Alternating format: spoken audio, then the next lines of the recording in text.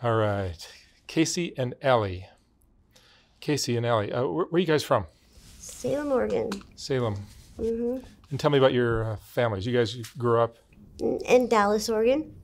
Okay. And we've known each other since, well, I was 8 and you were 11. 11. You guys knew each other from childhood? Yeah. Yes. Yeah, and he lived less than a half a mile from me, and we were way out in the country. So we're the only kids out there, so we played together a lot, and we both graduated high school, and He went off in the military. I joined the military immediately after high school, and when I got out of the military, 6.5 years later, I saw her at a party, and we just kind of clicked and never left each other's side since. And we've been married for 21 years. How old are you guys? 44. 41. So you guys have been married? We have 2 boys. We have two boys. That's a sweet story. A 22-year-old boy and a 19-year-old boy, and they're amazing and they're smart. Thank Did you guys college. raise your kids? Yes, we did. Yes, we did. Yep. Had them at a young age, so Well, they're all in college. They have their own houses and jobs and cars, and they're doing fantastic. Our youngest is an animator for Disney Studios. That's great. So he's amazing. So drugs are a part of your guys' lives, right? Absolutely, yes. How long has that been going on? On and off since high school. there wasn't much to do in the little town that we're from. It's funny how often I hear that in these small Yeah. towns I go to. There's And nothing- even when we lived there, and I always wished they had more things to do, because then that would have been better to occupy us with. I have maybe a different outlook on it than that. I think it's an internal struggle for me, and I don't consider it a struggle so much. The struggle is with other people and their opinions of my self-diagnoses and my self-medication. In your family? Right, exactly. My family's okay with it, and they're okay with what I do. They know that I'll be okay, then I'll be safe, and I won't It's get more out of like control. if you don't talk about it, bring it up or anything, then everything's fine.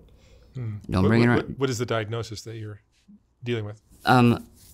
Well, I suffer from anxiety and seizures, and I'm just post-traumatic stress disorder from From the military? From the military, yeah, and from life in general, I guess. If that can, if you can say that causes post-traumatic stress, then I guess we're all stricken with it at some point. But I went through all the medications and stuff for the seizure disorder and the anxiety, and they either didn't do anything or they made it worse. And so I tried meditation along with self-medicating. It happens to be illicit drugs, 'cause until something better comes along, that's the only way I can maintain an even keel. What is the street drug that helps you most? Fentanyl. Fentanyl. Yes. Well, it was methadone, but when we got here, before we left Oregon, all of our documents like Social Security, driver's license, all that stuff got burned in a fire. We were part of a very large homeless community. And if someone didn't like you, you got told that. And one of the leaders didn't like me and lit his backpack on fire and threw it in.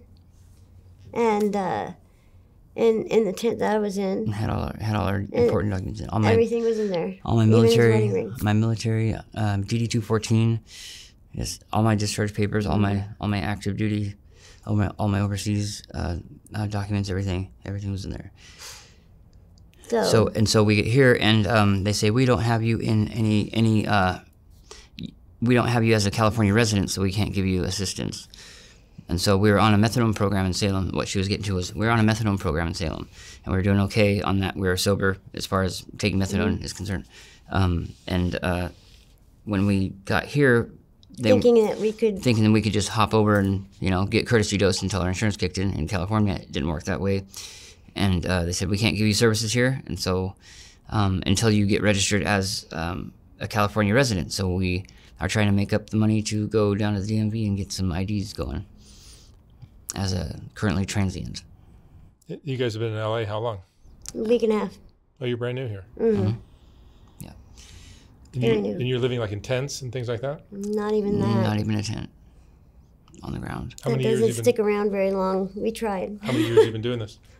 We've been homeless for about 5 or 6 years, on the street.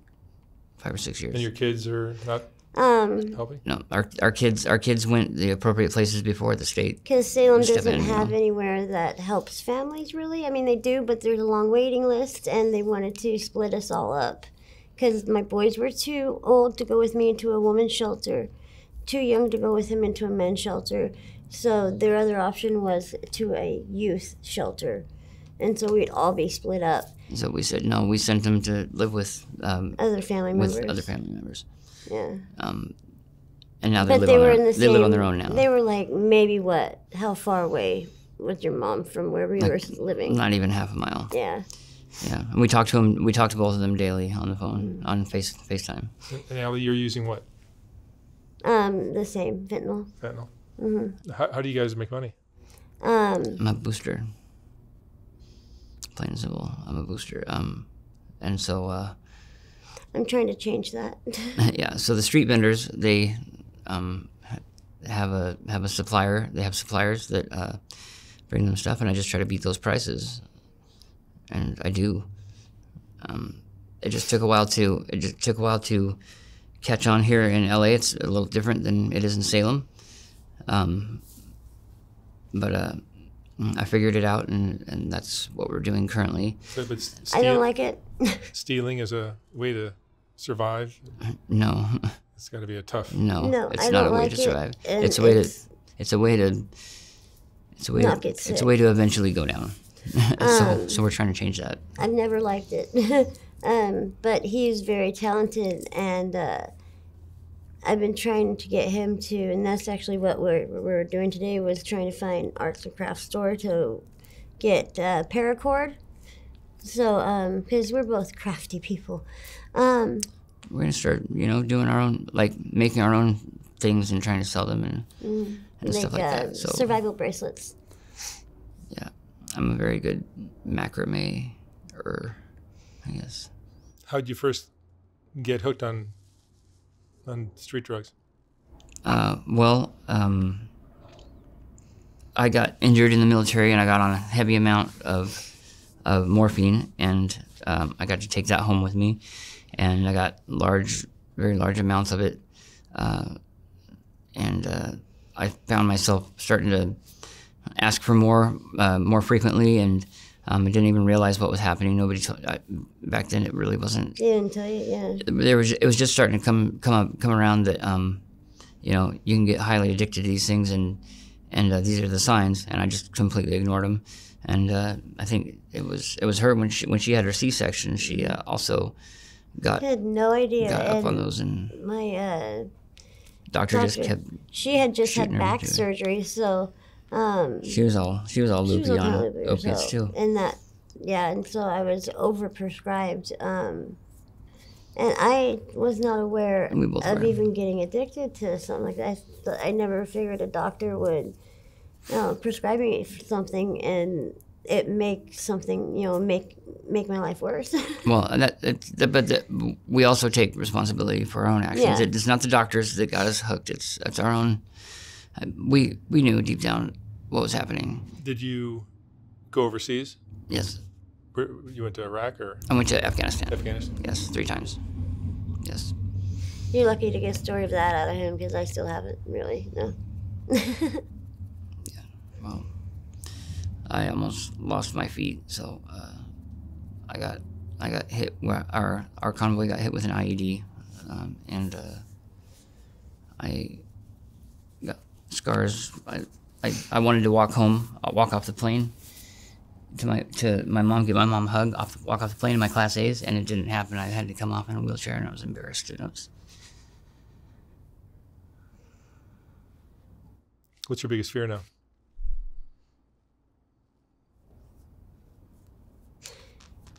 Maybe Losing her.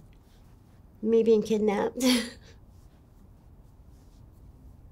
Yeah, being a female on the street is. I've been kidnapped in Salem, even in Oregon, from where we're from. Yeah. So She's had attempted kidnaps several times, and one successful. I don't think it's more being in the wrong spot. It's the wrong time. I think a lot of times is they think I'm younger than I am. They don't think you're gonna fight like you do. She's a ninja. They have no idea. Oh. They're in for a world of hurt. They think they can just pick up a little girl like this. It's not gonna happen. I've seen her do some amazing things since we've been. I got away from. Since we've been pushed into a corner, whether we worked our way there ourselves or not. She's. I can't believe some amazing things that she does. It gets us out of a lot of stuff. Gets us out of a lot of trouble. Her mouth gets us in a lot of trouble, but she's crafty. Allie, what got you hooked on these drugs? Well, of course, every kid tries marijuana and when they're younger, but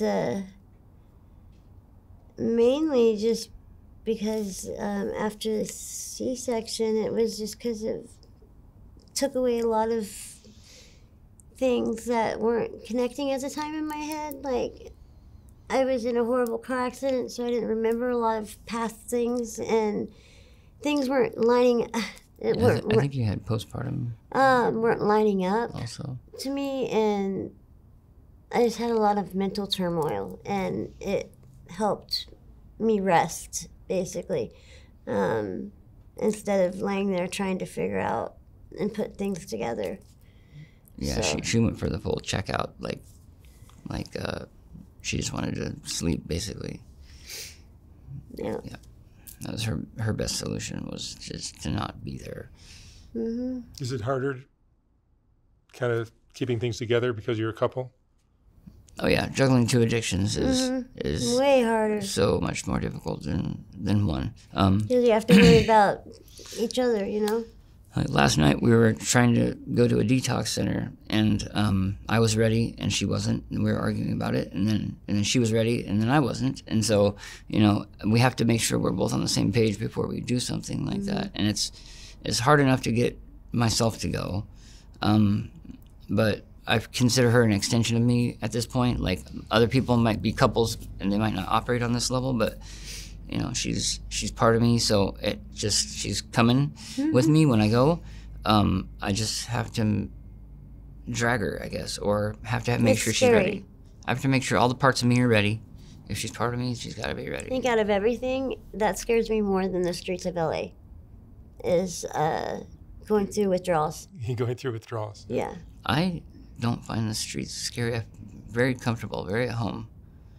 That's scary. I feel very safe there. I feel very safe in the most dangerous places in the United States. Although, no, we found Los Angeles to be very beautiful. Actually, there's lots of beautiful people and wonderful, kind people. Where we're from, people, you say hi to someone, they won't respond. They'll just keep going. There's no kindness. There's no generosity. You can tell when people ask you how you are, they're actually being genuine.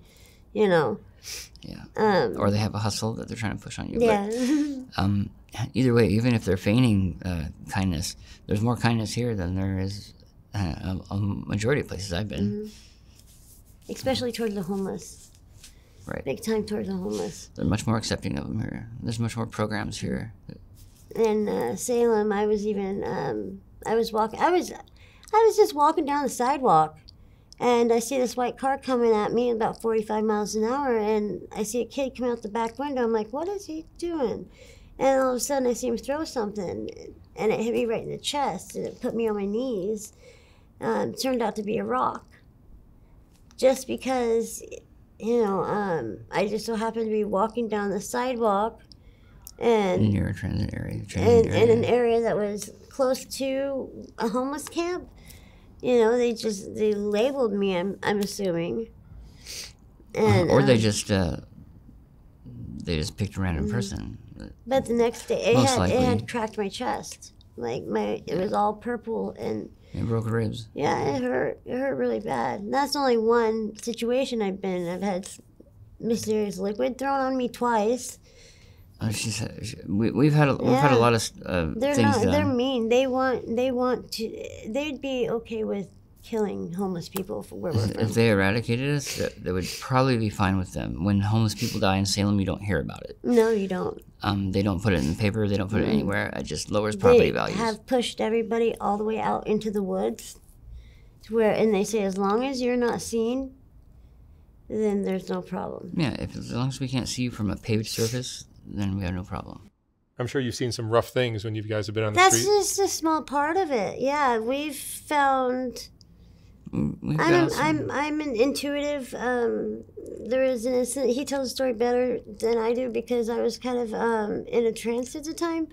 But I helped a woman find her missing husband. Yeah, lots of. I mean. All sorts of good stories. Anyways, we lived right along the Willamette River. And if you wanted someone dead, that was the go-to, especially during the winter. We were headed home. In the homeless community, what they do, they throw you in there, and then they pull you out and put you in a tent and not let you out of that tent, and you're butt naked.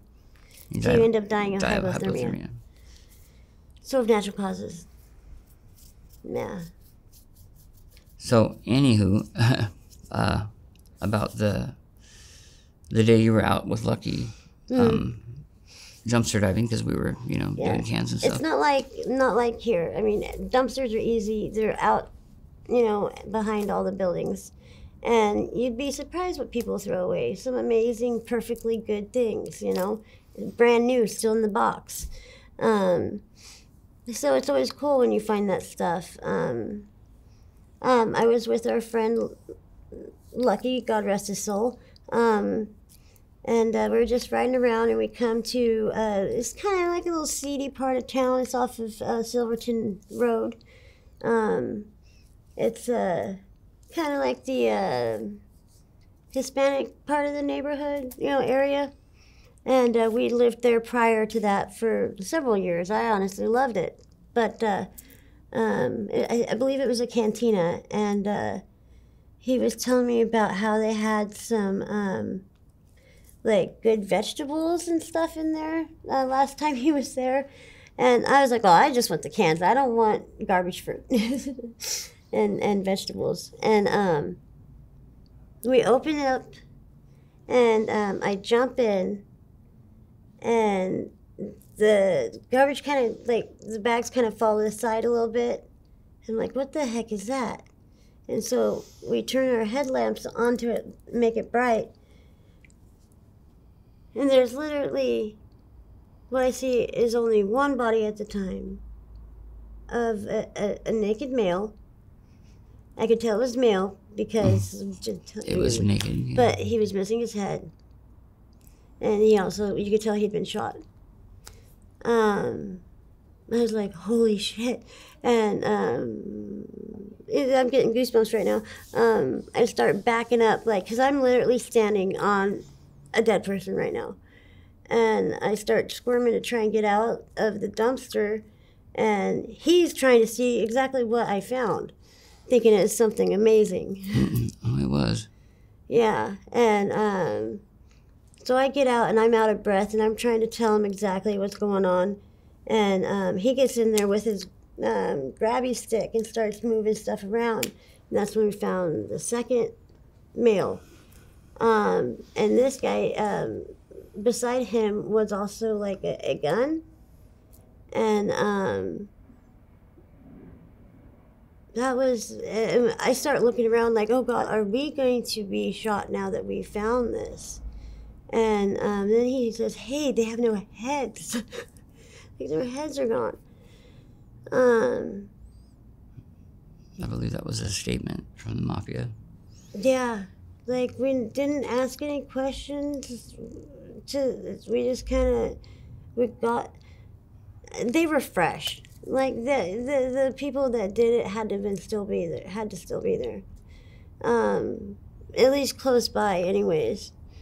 And I didn't want to end up like that. And that's the first time I'd ever seen something like that.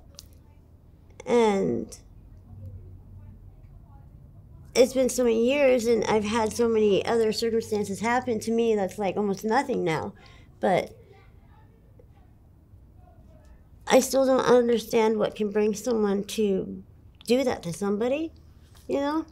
Well, I mean, it's a. And I it's always wonder, I think back, like every night when I go to bed, that's the first thing I see is everybody that I've seen pass. And I always wonder, like, does their family know? You know? Did they have kids? You know, who were they? Did I mess up and not tell the police? Only because of the fear I had for my life. What would you guys say is the most misunderstood thing about drug addiction? The most misunderstood? Whether we want to do these drugs or not. Sometimes we feel like we need to. And sometimes